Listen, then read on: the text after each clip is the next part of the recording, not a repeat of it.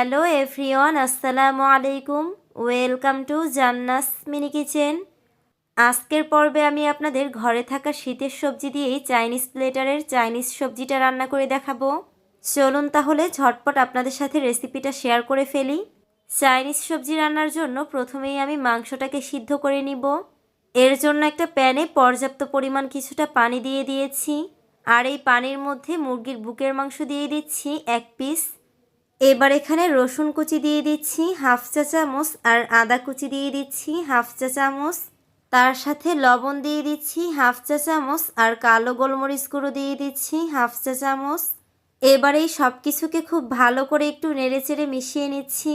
এখন একটা ঢাকনা দিয়ে ঢেকে খুব ভালো করে মাংসটাকে সিদ্ধ করে নিব 15 মিনিটের মতো। 15 মিনিট পর ঢাকনাটাকে সরিয়ে মাংসটাকে তুলে আলাদা করে রাখছি। আর এই মাংস সিদ্ধ করা পানিটা কিন্তু ফেলে দেওয়া যাবে না, এটা কিন্তু পরবর্তীতে কাজে লাগবে, তাই এটাকেও একটা সাইডে রেখে দিচ্ছি। এখন এই মাংসটাকে খুব ভালো করে একটু ছাড়িয়ে নিব। এর জন্য আমি 2টা কাঁটা চামচ ব্যবহার করছি। আপনারা একটু খেয়াল করলেই বুঝতে পারবেন মাংসটাকে আমি কিভাবে করে ছাড়িয়ে নিচ্ছি। যেহেতু মাংসটা পুরোপুরিভাবে সিদ্ধ হয়ে গেছে, তাই মাংসটাকে ছাড়িয়ে নিতেও কিন্তু তেমন ঝামেলা নেই। এবার আমি সরাসরি সবজিটাকে রান্না করে নিব। এর জন্য একটা প্যানে পরিমাণ মতো তেল গরম করে নিচ্ছি, আর এই তেলের মধ্যে দিয়ে দিচ্ছি 1 চা চামচ রসুন কুচি আর 1 চা চামচ আদা কুচি। আদা রসুনটাকে একটু ভেজে নেওয়ার পর এখানে দিয়ে দিচ্ছি আগে থেকে প্রসেস করে রাখা চিকেনটা দেওয়ার পর আবারও 1 থেকে 2 মিনিটের মতো একটু নেড়েচেড়ে ভেজে নিচ্ছি।